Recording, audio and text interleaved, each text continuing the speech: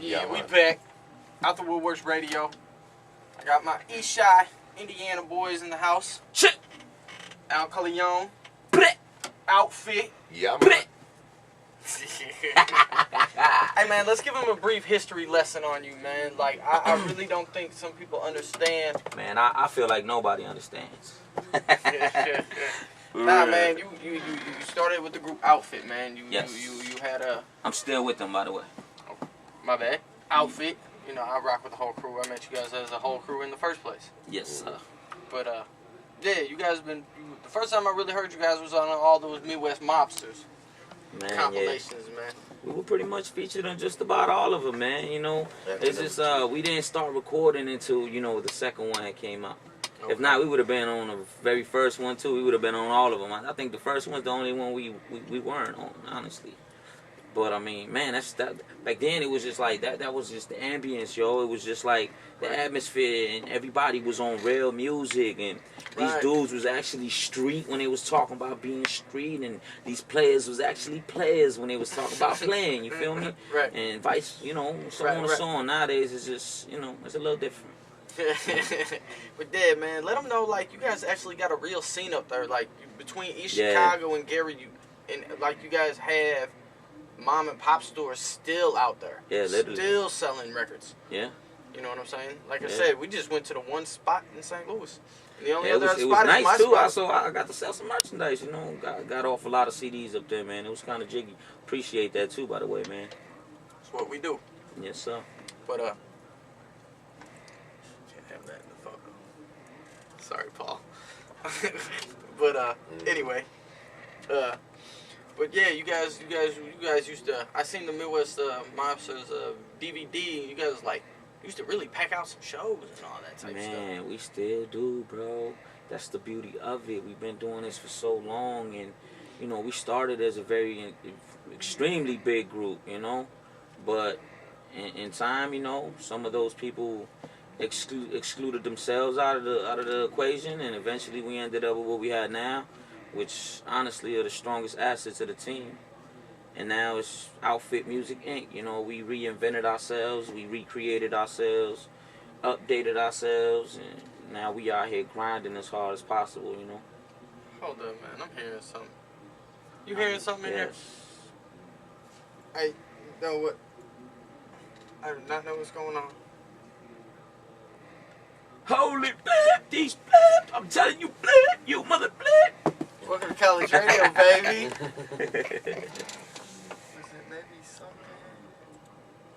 It stopped. Yeah, it definitely stopped. It stopped. That was weird.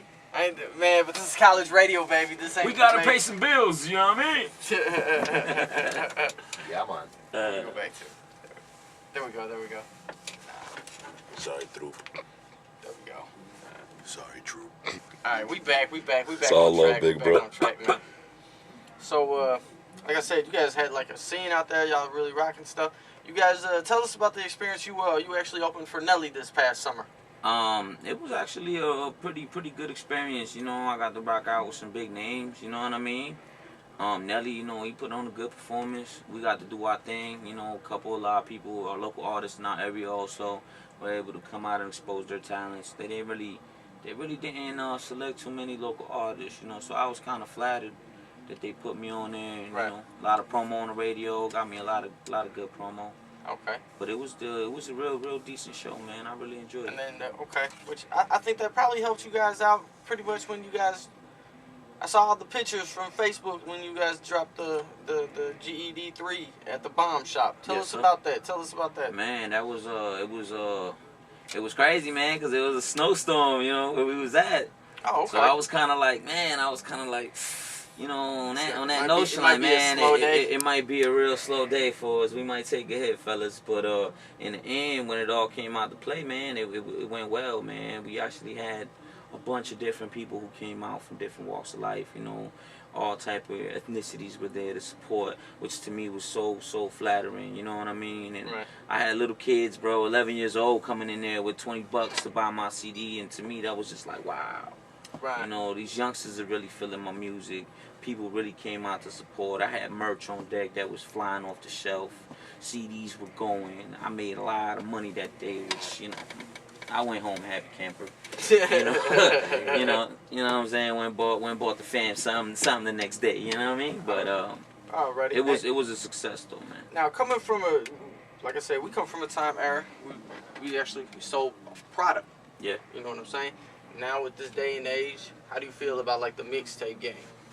I mean, it took me a little bit to warm up to it, you know, cause I still feel uncomfortable handing somebody my mixtape for free. You know what I mean? For your album.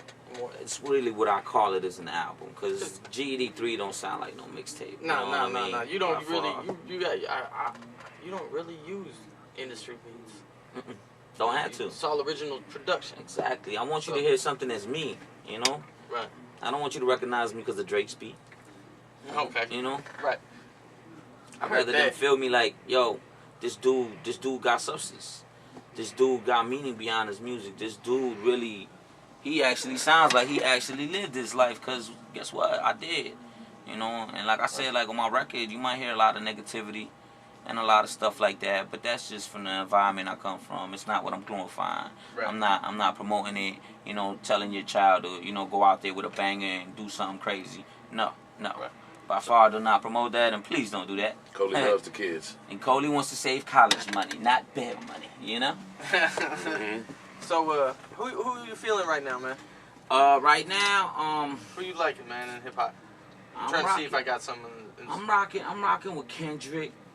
There's this other, I'm trying to think of this cat's name from New York. He's really, really dope. I can't think of his name right now, man. I really don't listen to too many people's music, though. Like, I really don't. You have to really be doing something that even interests me to go check out one of your records. Who from your area you feeling? From my area? I might have something of them. Man, to spin right now, let me see, I know I got some Trey Gibbs, I got some Hit, I got some Mud Jeff. Man, them all my peoples, man. Let's go with Hit. You know, Freddie Gibbs, that's my dude, but he gets a lot of exposure, man, on a daily basis. I feel like Hit. Let's let Hit run there right now. All right.